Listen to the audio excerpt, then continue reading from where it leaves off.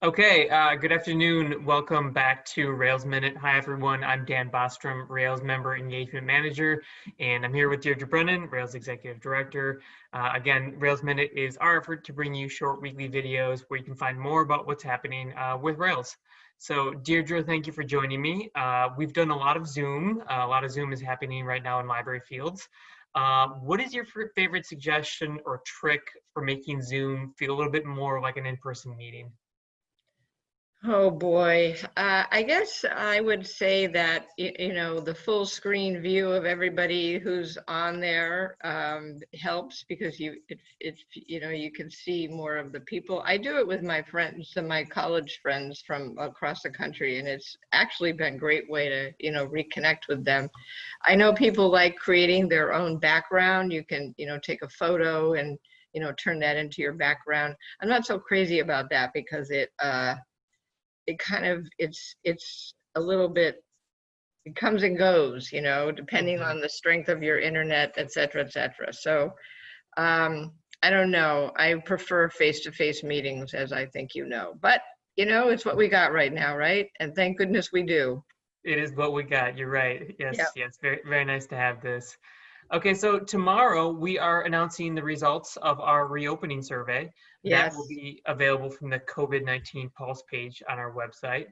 Can you give us a little preview about what we're learning, what we're hearing? Sure. We think this is going to be a very useful tool for libraries.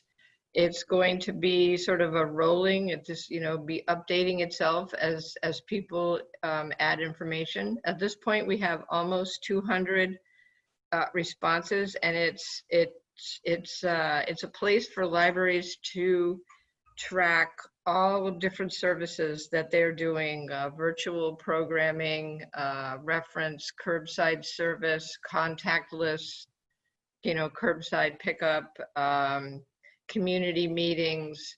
And I think it's going to be particularly useful when boards of public libraries, especially ask directors as they try to figure out what to reopen next or how to do something. Well, what are other libraries doing? What are our peer libraries doing? Well, you can search by that. You can search by county.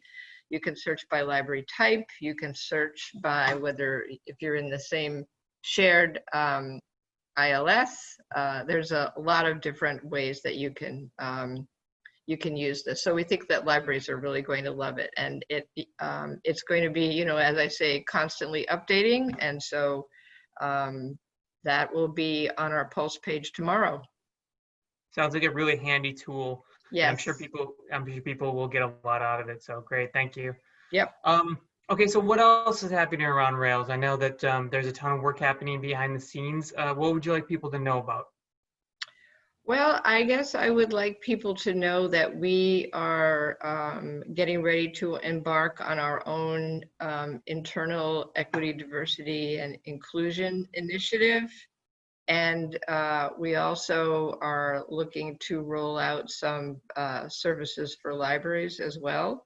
We're going to be working with a local consultant named Elizabeth Lindsay Ryan, Biz Ryan.